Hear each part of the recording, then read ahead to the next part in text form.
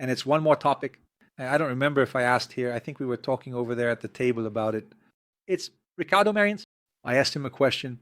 It was the episode he came on 3 years ago about modern guitars, right? And at the time he said, my brother, I started to dislike it. These modern guitars are so, reading this, I sold everything. I went back to all the Gibson and Fender because there's something there that I like about struggling with the instrument. I have a sound that is not always orderly, but I think it's part of it. It's part of the show.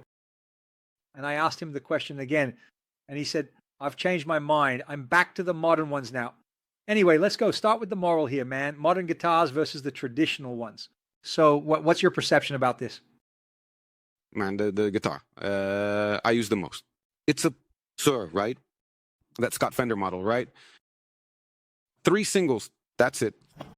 I've also been using a lot I even bought from Vini a Music Man, right? Luke 3. Luke 3? 3, yes. After March, yes. Bought it. And man, I think it really depends on the work, on the moment. Like... But you use it as your standard guitars. You don't use any other... No, for example, I record a lot with the Strat, with my Fender Strat. Really, right? I record a lot with it. More than with the SUHR? Man, for some things, I actually prefer the Fender over. I like it more when it's something a bit funkier. Like, I prefer the Fender has that snap, which I think sometimes I have to tweak the equalization a lot to try to get it the same. I don't know, already comes ready, but like that. Yeah.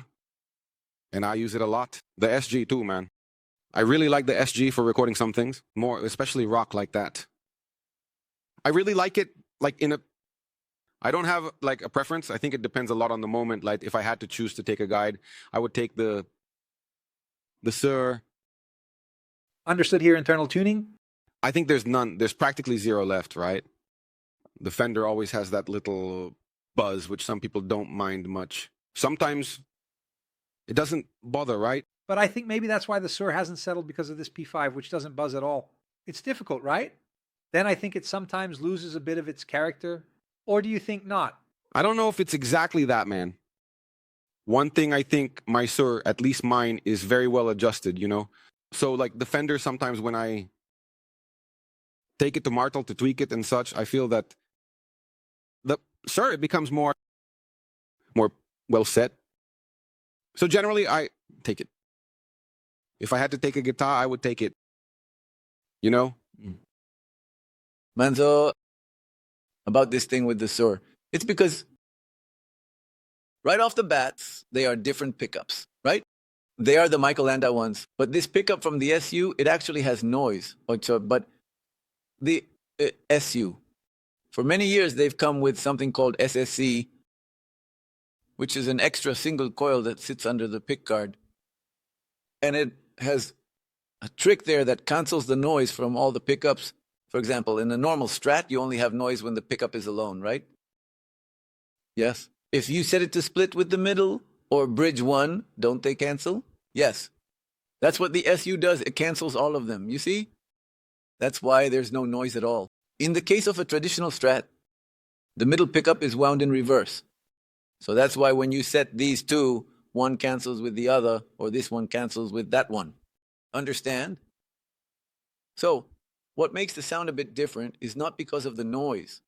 Regarding the noise, it really is very different. If you take a noiseless pickup, it's very different. It is. But in the case of the SU, it's different because it's another pickup altogether. But the single is a traditional single. Ah, so they put that pickup there just like a wild card, right? Exactly. To stay there? Exactly. Totally because of that. In the beginning, when they came up with this thing, there's even a video of Scott playing. And he had an on-off switch for the thing. And you see that nothing changes, you know? So, he would turn off the system, the noise would appear. He would turn it on, the noise would go away. But he saw that there was no difference in the sound. The system itself doesn't alter the sound of this pickup. But the thing is, it's a different pickup. Yes. The difference in this case is, but if you take a single coil noise, it's usually kind of dull, really, because of humbucking, which only works on one side, but it uses the scheme to cancel the noise. So it doesn't have as much brightness. It's really very different. But for you who are modern versus the guy, and there's like, oh, I believe in the following. A well-adjusted guitar, man, that's it for me. I have a lot of guitars, I do. It's like I used to say, I was assembling guitar teams, right? It's from the UL show. And to this day, the one I like the most is one like this. It's one where the neck is from one company, the body from another. The pickups are two. Firebirds from Seymour Duncan. It's your favorite guitar. Yes. But I tune it half a step down because I think it's cooler. It's tuned half a step down, but I think it's by far the coolest. But I'm planning to make another one where I'll add a single coil in the middle to get that twang. Are these two Rambuncti you mentioned? These are just two mini Rambuncti Firebirds, which are more... It's more like a marriage between a single coil and a Rambuncti. It has that single coil attack, but it still has more body like a Rambuncti. So it's kind of like a tele. But when it comes to being vintage or new, I tend to prefer straighter necks that are more characteristic of modern guitars, right? Like with a radius, more than 16, for example, like Scott's, it's a straighter radius. But for example, if I take a guitar with a 7.25 radius, a 79 Strat, I've played several that I hated, but I've also played several that I loved as well, which will depend on how much more vintage, let's say. The neck is the more luthier work it needs. Also, you understand, because this thing of, for example, giving a Fender and it sounding good has a lot to do with those frets being so well leveled properly, that you understand? That bridge is making the arc bend correctly, you understand? I'm not a luthier, no. Speaking like this, it seems like I understand adjustments, but I understand the following. I spend a lot of time with Rodrigo, for example, playing there and adjusting my things, and I see that everything can be good, man. A guitar with a super curved radius can be good, right? It can be terrible. And even a more modern guitar can be bad to play if the frets aren't either. But it's because it has a greater tolerance for luthier adjustments, you know? Because as the neck is straighter, if you lift it and it starts catching, it's because it's really bad there, you know? But a luthier's touch helps any instrument. I don't have such a strong preference. I just have to be right. But those funk stands you make there, do you do them yourself at home? Do they fit? No, I buy the parts gradually over 2 years. I buy a neck, then I order the body. I order the neck from scratch because I'm picky about the neck.